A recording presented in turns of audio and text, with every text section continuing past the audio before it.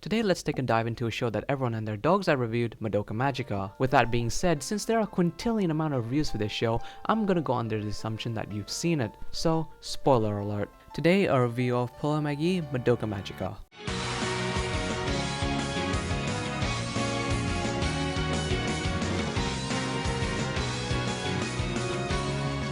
Having first watched Madoka Magica around 1.5 years ago before I was reviewing, I thought the series was pretty amazing. It was dark, thrilling, and kept you on the edge of your seat. Its art style was fresh at the time and the music had a distinct feel. Being regarded by many as the best deconstruction of the magical girl genre. Wait a second, what the fuck does deconstruction even mean? I don't know, but it's safe to say that a lot of people like this show. Having rewatched it recently, the question remains, do I still think this show is the height of modern day anime? Well, stay tuned to find out.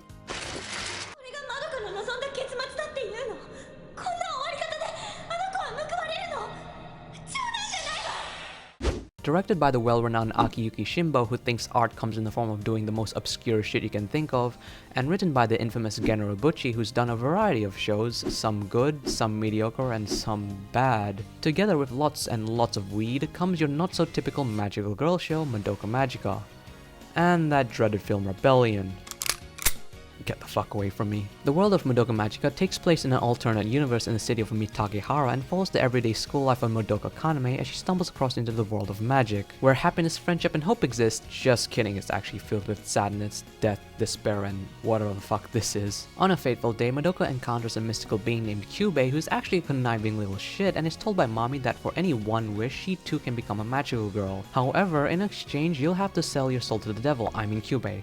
The little shit. As you already know, Madoka Magica is not your stereotypical magical girl show. It isn't filled with warmth or lightheartedness. No, this is a very different take from the genre. While I wouldn't call the series a deconstruction, because no one fucking knows what that word even means, Madoka Magica sets itself as a darker and more mysterious piece that later leads into tragedy. The show tackles what it means to become a magical girl and does it in a way that subverts the already perceived genre. While the overarching story of the series is generally pretty good, I think the show bites off more than it can chew. The main story deals a lot with entropy, and if you don't know what entropy is, a lot of what Kyubey says will fly by your head, even though they're pretty important pieces of information towards understanding how the world works. However, to put simply, entropy is disorder, and the second law of thermodynamics states any spontaneous process increases the disorder of the universe. And given that Kyubey's intentions are to maintain balance of the universe, meaning that he wants to oppose entropy, it's ironic how magical girls actually contribute to more to disorder and chaos rather than order. The whole wish sequence is just asking for plot holes because you would think that over the course of, I don't know, when humans existed, anyone would have tried to exploit the wishes.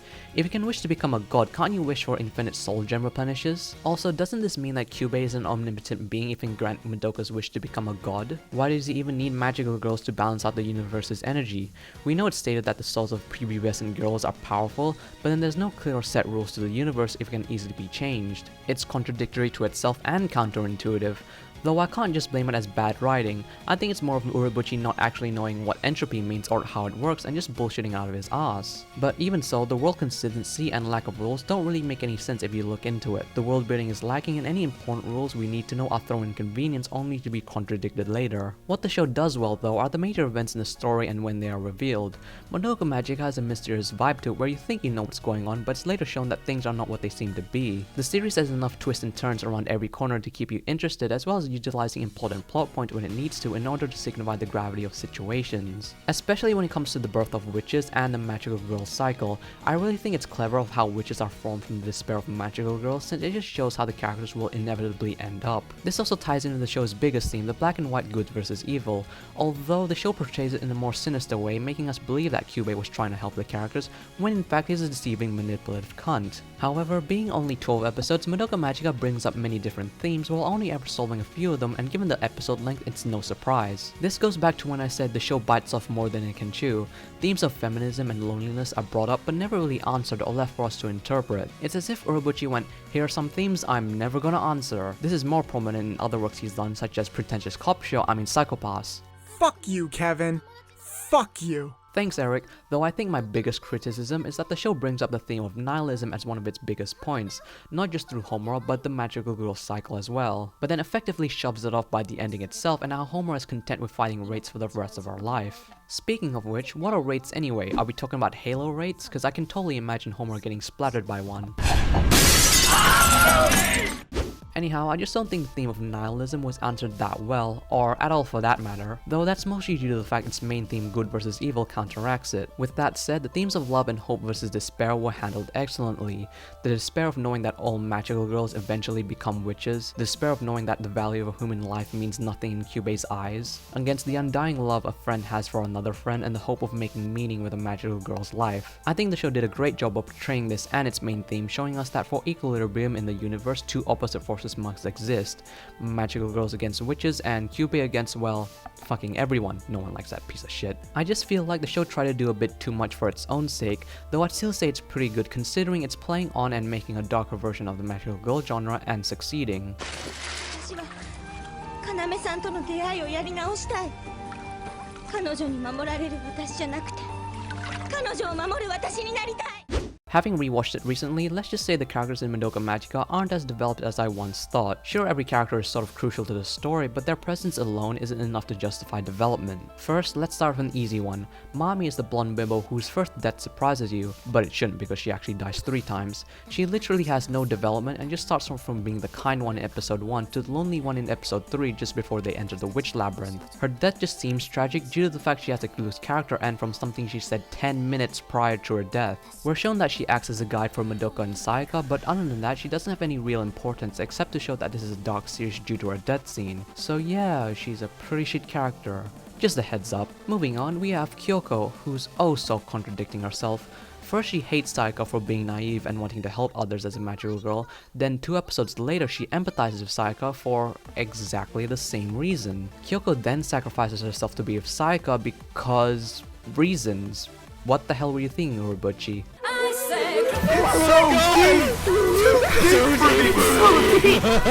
So deep for me! Kyoko's character is really just a clusterfuck with no real consistency. It's shown in the beginning that Kyoko only cared about herself and not the well-being of others, but her motivations suddenly changed for no real reason. At times, she may have a selfish and obnoxious attitude. Her sudden transition to start caring about others feels unnatural. Sayaka, on the other hand, is actually pretty decent, unlike the other two. She holds self-righteous morals of helping people and believes in the decency of protecting others. What's interesting to see is how her ideals get crushed by the world around her and to see her descend into despair and hopelessness. The juxtaposition between the beginning and end of her character is quite refreshing to see, and this is in tandem with the show's main theme. For Sayaka's hope to exist, she must also be consumed by despair. Just something about seeing characters with heavy ideals only to have them ultimately end in tragedy is quite exciting to watch, and a habit from Urobuchi I actually quite like.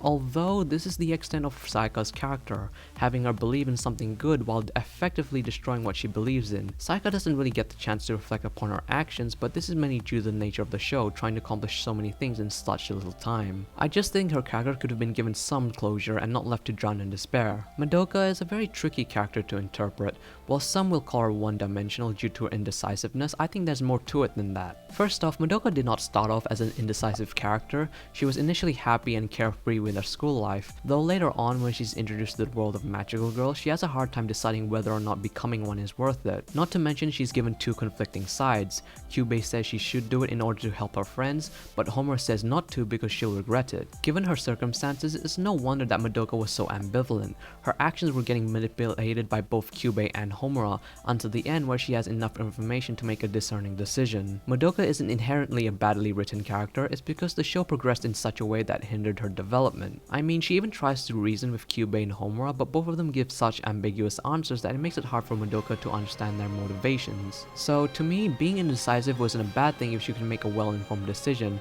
and it's not like it happened out of nowhere, there was a definite build-up towards it. Madoka has a very bittersweet ending which I really like, sacrificing herself for the greater good, effectively becoming the collective hope of all magical girls, and it becomes the more tragic when everyone doesn't know who she is. Akemi Homura is the best character in the show due to the vast difference in development she gets in comparison to the other characters. Homura is first introduced as a stone-cold bitch, but we slowly find out that there's much more to her character. Before the time loops, it's shown that Homura was a very different person compared to who she is now. She was shy, timid, and not very good at anything, although as shown by the events at episode 10, we can see why she turned out the way she did. After suffering so many losses and seeing so many deaths, Homura's cycle of repeating the never-ending tragedy brings up the theme of nihilism.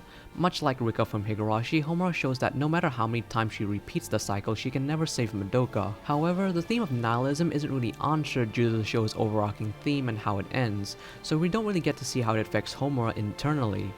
Except for that third film, Rebellion, which... Hey, I just said no. Okay, you know what? Now no one has to suffer. Homura has very clear motives and is willing to do anything to accomplish that.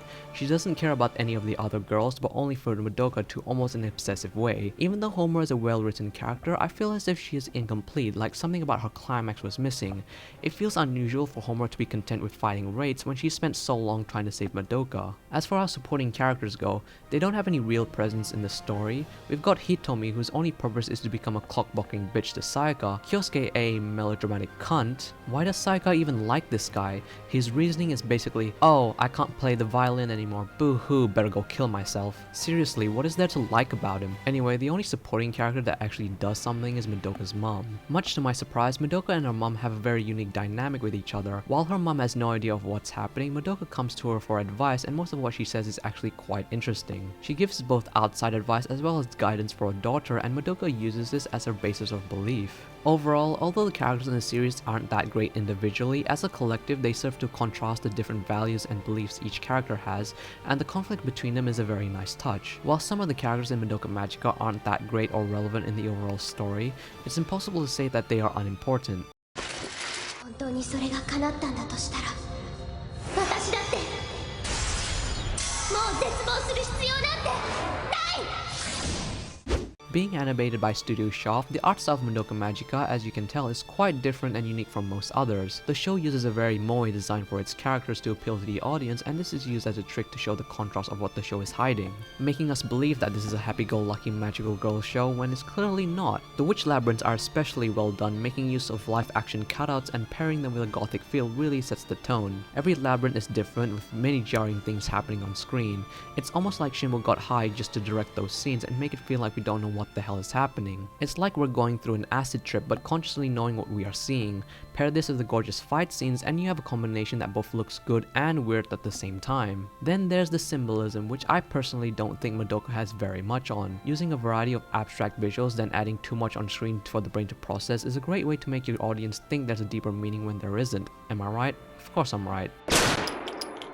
Overanalyzing the visuals and coming up with your own theories doesn't help either, because anyone can do that. だから魔法少女になって本当に良かったってそう思うんだ。 The soundtrack of Madoka Magica is hands down one of the best parts the show has to offer. The opening theme Connect by Claris is catchy, upbeat, but yet feels sad and hopeful all at the same time. It almost feels like a direct parallel to the show. The ending theme Magia by Kalafina is powerful, having it being played right after the end of episode 3.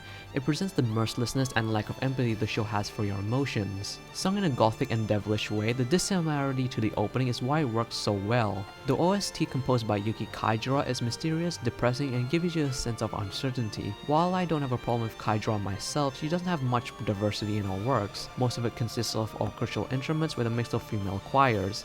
But if you like that sort of thing, she's quite great at it. The voice acting is well done, with all the girls' voices sounding cute and squeaky. Q-Boy's voice is especially sinister, differentiating his deceptive motives to his friendly look. The cute voices just add to the overall atmosphere and becomes all the more shocking when things take a dark turn. だって魔法少女はさ、夢と希望を叶えるんだから。 Going through this review, I can safely say Madoka Magica is definitely a good show, subverting what we know of the magical girl genre, taking on a darkened tone, and most of the time avoids any type of pandering. Its art style is quite splendid, and the soundtrack is to die for. However, there are some fundamental mishaps within the story, and the characters aren't all that great.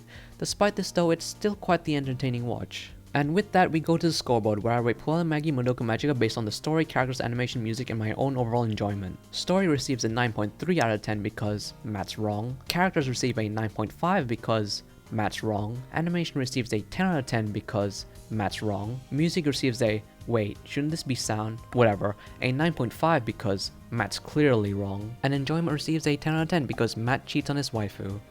That fucker. Rewarding Puella Magi Madoka Magica with an overall score of 9.6. Who gives a shit about the second decimal place out of 10, green lighting it to redo all the scores. Since I'm too lazy to read the scores, averaging everything out, Puella Magi Madoka Magica receives an overall 7.7. While it's not amazing, it's still well worth your time. For similar anime, I recommend Fate Zero. While missing the surprise aspect, Fate has a hold of its themes and tells it in a way that's not so predictable. And of course, going full circle, Higurashi, having cute girls brutally murder one another is much fun. If you live in Australia like a certain someone, you can buy all of Madoka Magica from Madman Entertainment on Blu-ray and DVD in 3 parts. The cover art looks great and the Blu-ray version has a lot of fixed scenes compared to when it was airing. Madman also recently released the first 2 Madoka films, Beginnings and Eternal, on DVD, but if you are lucky enough, you can buy them both on Blu-ray in a limited edition box. Luckily, I'm on Madman's press list and got sent the limited edition, which comes in a collector's box and a Madoka art book, so that's pretty great. Madman has a variety of anime in their back catalog as well as many new releases each month. I highly recommend that you purchase your anime from them if you live in Australia or New Zealand, as they have no shipping charges locally. What's more, Madman has also got a free streaming site, Anime Lab, where they're simulcasting airing shows such as Psychopath Season 2, Your Lie in April, and Fate Stay Night 2014, just to name a few. You can also of course watch some of their back catalogs. Anime Lab is a pretty advantageous site where you can watch anime for free legally without having to pay. And with that, thanks for watching this review. Hopefully this video comes out before Callum's, but if it didn't... But without further ado... Oh, fuck.